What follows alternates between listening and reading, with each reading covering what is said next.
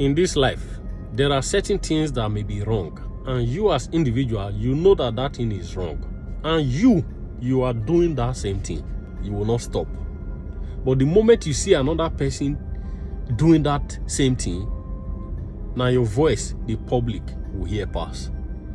You will pretend and make it look to the public that you are the only good person in that society that know how to call out what is bad. Meanwhile, you are doing that same thing yourself.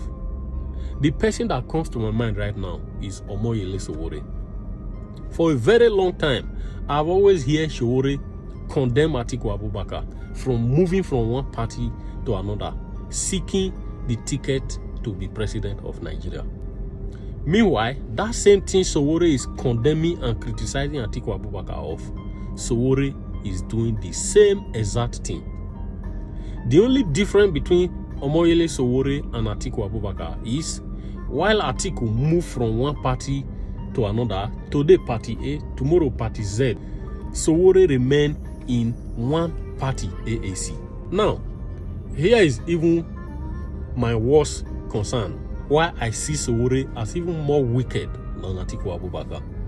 Is AAC a personal property of Omoyele Sowore? If it is not the personal property of Omoyele Sowore, then it becomes more dangerous. The fact that every year Sowore is always the one taking the ticket of AAC to be the president. It means that if Sowore was to be president any day, anytime, the same situation that people are condemning right now, whereby they see Nigeria as tilting into one party system, if Sowore is to be ever be president of Nigeria through AAC, the entire Nigeria must have to remain AAC. Because the likes of Sowore does not want to share power or position so long he is alive. Secondly, Sowore appeared to be more of a dictator. What do I mean? Since AAC was inaugurated, Sowore has never allowed any other member of that party to contest and take that ticket to be the president of Nigeria. Why always Sowore?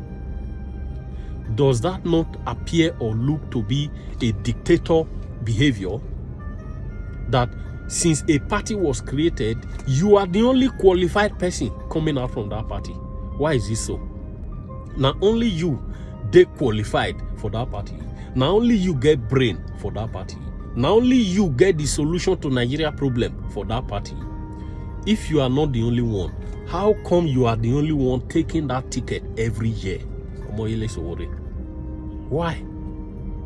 You see, tell me that if you become president of Nigeria tomorrow, maybe your likes will not even allow election to take place. So this is what I'm talking about. What you know that you are doing, you are even doing that thing bad. But when you see any other person does something close to what you are doing, now you go shout pass.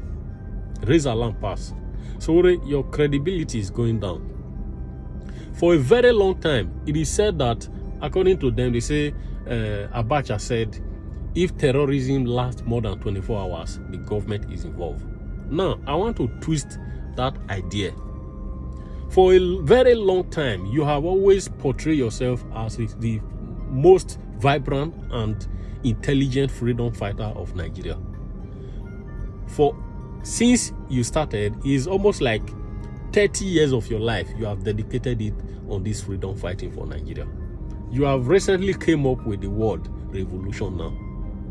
When will you actually carry out that revolution? Or are you waiting for other Nigerians to come and do it and put Nigeria in your hand to be the president? What steps, what actions have you taken to actually show that you are at the forefront to take Nigeria out of the crisis Nigerians are in? For 30 years, no result. You are part of the problem. That is why there is no result. Another thing about you, where your credibility is not coming clear to every Nigerian, that you are part of Nigeria problem. Every year, you have always condemned the president that is in power.